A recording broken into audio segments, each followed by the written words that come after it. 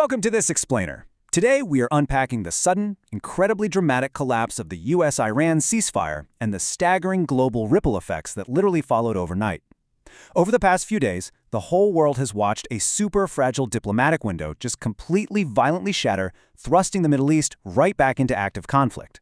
We're going to look strictly at the facts from our sources to figure out exactly what happened, why it fell apart so fast, and what this all means for the global economy. Let's dive in. Here is our roadmap for today. We'll cover 1. The ceasefire is over. 2. Anatomy of a fragile truce. 3. Chaos in the Strait. 4. Cycle of retaliation. 5. Global economic shockwave. And finally, 6. What happens next? All right, part 1. The ceasefire is over. So the definitive end of this truce was marked by a pretty blunt statement. On July 8, 2026, speaking on the sidelines of a NATO summit in Ankara, Turkey, U.S. President Donald Trump essentially put the final nail in the coffin of this diplomatic truce. He flat out stated, "For me, I think it's over." And, while he did note that negotiators could keep talking if they really wanted to, his remark that they were wasting their time completely reset the stage for open conflict, pulling the plug on weeks of really tense diplomacy. Moving to part 2. Anatomy of a fragile truce. So how did we even get here? Well, back in early April 2026, Pakistan actually stepped in as a mediator, brokering an initial 2-week ceasefire between the US and Iran. After some intermittent, lower-intensity fighting, they finally reached a more comprehensive agreement in mid-June, known as the Islamabad Memorandum. This set up a 60-day window for actual peace talks. But as we just saw, by July 8th, that entire ceasefire had violently collapsed. The glue holding this whole thing together was really that June 17th Islamabad Memorandum, and it was a massive balancing act. It offered Iran some limited relief from those crippling oil sanctions. In exchange for that, Iran agreed to halt its military operations and, absolutely crucially, reopen maritime routes. The idea was to give everyone a 60-day breathing room to negotiate final terms while getting vital global trade moving again. It was a high-stakes trade-off that, ultimately just couldn't handle the pressure on the ground. Which brings us to part 3, chaos in the Strait.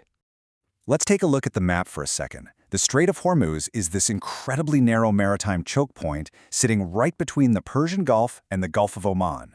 It is the main exit point for Middle Eastern shipping. Literally, if you want to move energy out of the Gulf to the rest of the world, this is the exact needle you have to thread. Now, you might be wondering, why does this specific tiny strip of water matter so much? Because roughly 20% of all globally traded oil passes right through this bottleneck every single day. To put that into perspective, we are talking about 21 million barrels daily. That is enough to fill over 1,000 Olympic swimming pools. When this strait is threatened, the entire global energy supply chain feels it instantly. It is the literal definition of a strategic vulnerability. And here is where the ceasefire officially broke. Iranian forces targeted at least 3 commercial tankers right in this strait over a Monday and Tuesday. This included a strike on a vessel carrying roughly 8 million cubic feet of liquefied natural gas, or LNG, which is a cargo that is highly at risk of a catastrophic explosion. British maritime authorities even confirmed a projectile struck one vessel, causing an onboard fire. These attacks just instantly reignited tensions and completely shattered the June agreement. Part 4. Cycle of retaliation. The U.S. did not wait around. They responded with overwhelming force, striking nearly 100 targets inside Iran. According to U.S. Central Command, these strikes had one explicit goal: degrading Iran's ability to threaten that freedom of navigation. They hit critical infrastructure. We're talking air defense systems, radar sites, and Revolutionary Guard vessels that have been harassing commercial shipping. But as you can guess, the violence didn't stop there. In direct response to those American strikes, Iran's military launched immediate counterattacks, this time targeting U.S. military installations in the neighboring Gulf nations of Bahrain and Kuwait. Iran's Revolutionary Guard even issued a statement taking full responsibility, framing their moves as a response to the U.S. violating the ceasefire first. So now we're seeing a rapid, terrifyingly fast tit-for-tat military escalation spreading across the entire region. What's really fascinating here is the absolute clash of political goals driving this. On one side, you have the U.S. demanding freedom of navigation, insisting the strait absolutely must be freely open to all vessels. On the flip side, Iran is asserting a right to exclusive maritime control. They are insisting that any ships passing through have to coordinate with their authorities to establish what they are calling a new Iranian order in the waterway. These two goals, They are fundamentally incompatible, and that is exactly why this conflict has flared right back up. Part 5. Global Economic Shockwave.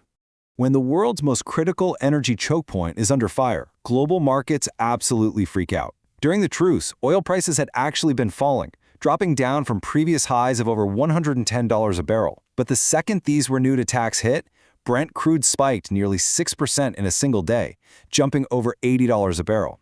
This was the sharpest rise since the ceasefire first started, and it perfectly captures the market's massive anxiety about those 20 million daily barrels of oil. And the dominoes just keep falling. Politically, the U.S. immediately revoked the diplomatic oil sanctions waivers it had given Iran during the talks. Economically, European gas markets surged 5% right away. Over in the UK, gas contracts jumped up to 116.75 pence per therm. Analysts are sounding the alarm right now. If this volatility keeps up, we are absolutely looking at higher winter heating bills and crazy pump prices for everyday consumers all over the world. Finally, Part 6. What happens next? Right now, the rhetoric is completely dug in. Iranian officials are showing zero signs of backing down. Ibrahim Azizi, who heads Iran's National Security Commission, put out this very blunt demand. Recognize the new Iranian order in the Strait of Hormuz. This is the only way forward. On top of that, Iran's parliament speaker basically said the era of extortion is over and that they will not fold. They are making international recognition of their maritime control a strict prerequisite for any kind of peace. Meanwhile, the U.S. is openly preparing for potential further strikes.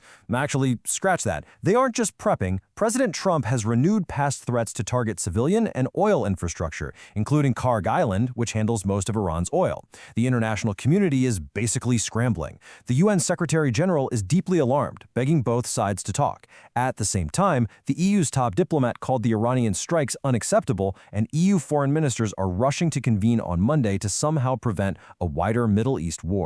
So here is the massive question we have to leave you with today. Can international mediators like Pakistan, the UN, or the EU pull a diplomatic miracle out of the ashes of this collapsed agreement? Or, with both sides completely deadlocked over who controls the world's most critical energy waterway, are we now hopelessly locked into a prolonged blockade and a truly devastating regional war? Thank you for joining me for this explainer. Keep your eyes on the data and always keep questioning the headlines.